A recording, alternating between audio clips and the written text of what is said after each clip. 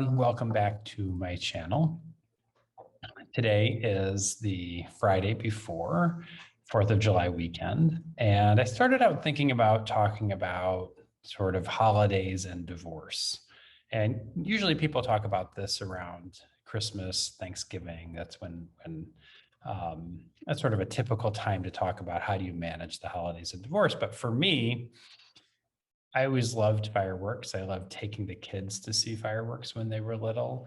And so the idea that I wasn't going to be with them on 4th of July weekend felt like a big loss. And it was this big sort of, well, what am I going to do? Where am I going to go? I can't go alone. I mean, I could have gone alone, and you can do everything alone. But at the time, my mindset was, I can't be alone. So I was going to talk about that. But then I remembered when I was going through that, someone talking to me about how the 4th of July is actually a great time to reflect on divorce in and of itself. It's almost like, a good analogy or metaphor for divorce in a way, right? Because what is the holiday, the 4th of July? I think, might even have forgotten the meaning of why we celebrate the 4th. Might just think it's a time to get together with friends. People have barbecues, picnics, um, go and watch fireworks. Often there's live music. Here the symphony plays right on the lake, and it's just a spectacular experience to hear the music and see the reflection of the fireworks over the water. But what we're really celebrating is the signing of the Declaration of Independence. And what was the Declaration of Independence? That was a group of people trying to write down all of the things that they didn't want to have happen anymore, right? Like, it was basically an airing of grievances against the King of England and all the things that we were going to do that the king was doing. So, I don't want to say that everybody's marriage was tyrannical the way our founders felt that the king was ruling his people, but it is a good time to stop and say, okay, what were all of those problems in the marriage? And why didn't it work?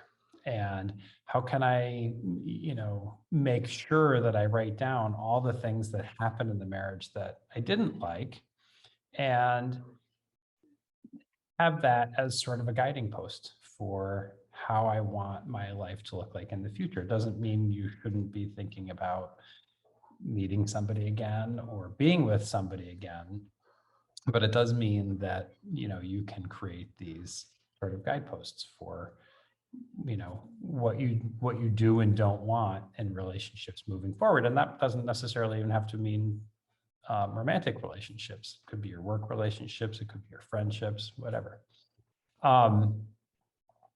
So first is, it's sort of this Declaration of Independence moment is just a great metaphor for what you're going through with your divorce.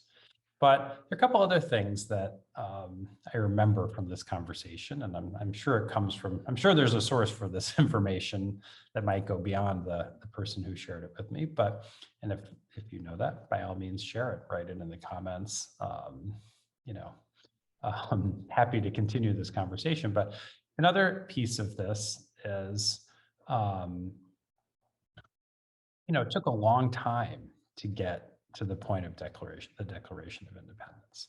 I think it was like 8 or 9 years from the beginning of the sort of conflict of trying to break free to the point of the Declaration of Independence. Now, I certainly hope it doesn't take 9 years for you to get to that point of independence. If you're going through it right now, you might want to evaluate what's happening. Is it something that is on your side? Is it your professionals? If it's the system, then maybe there's a different method to get divorced. If you're in the court system, it generally speaking will take 4 times as long than if you are doing this independently through an alternative dispute resolution method like mediation or collaborative divorce, or, what have you. Um, but, it can feel like a battle. I mean, there was a battle um, with our, drive to become independent, and it can feel that way. If you're in court, it's certainly going to be a lot more contentious, and you're going to certainly feel a lot more like you're in, um, in that battle mode, because you don't have any control over the process. So you don't know what the other person's thinking, what they're doing.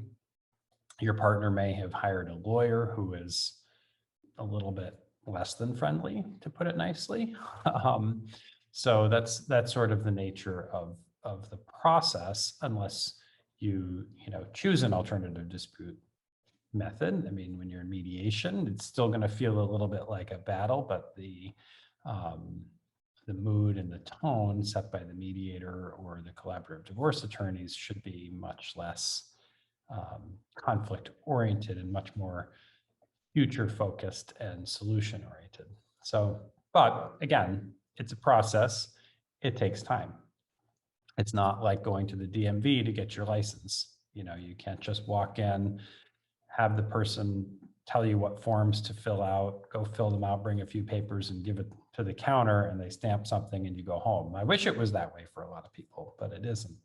It is going to take time, and there are going to be times when it's going to feel like, you know, pretty contentious. And to go along with that is, on the 4th of July, we typically celebrate with fireworks. So there might be fireworks, I mean, if you get through your divorce without having a blow up towards your partner, without losing your temper or losing your patience, um, God bless you. But for a lot of people, I would say the majority of people, it's not the case. I mean, there are a lot of emotions that run really high, and we're all human. It's easy to lose your temper. It's easy to lose control. So they're very likely to be fireworks. But here's the other piece. At the end of the process, those don't have to be contentious, antagonistic fireworks. At the end, there can be celebratory fireworks. Not necessarily. I mean, we don't want to be inappropriate, but it's an accomplishment to get to the end, and it gets you to the place where you can begin moving forward with your life. So that brings me to the final piece of sort of this 4th of July metaphor that I like to think about, which is, what was the goal of independence? It was life, liberty, and the pursuit of happiness, right? So when you get to the other side of divorce and you're divorced, you have this amazing opportunity to design a life exactly the way you want it, for you, about you. And that's what the creation of this country was. We were trying to form a more perfect union. And, however many years later, I'm not good at math, but, however many years we are into this process, there is no democracy that has survived as long as our democracy. And for you in your life, you get to really take this time to look inward and figure out who you are, figure out what the things are that you want in your life, and what didn't you get in your marriage that you wanted out of your relationship?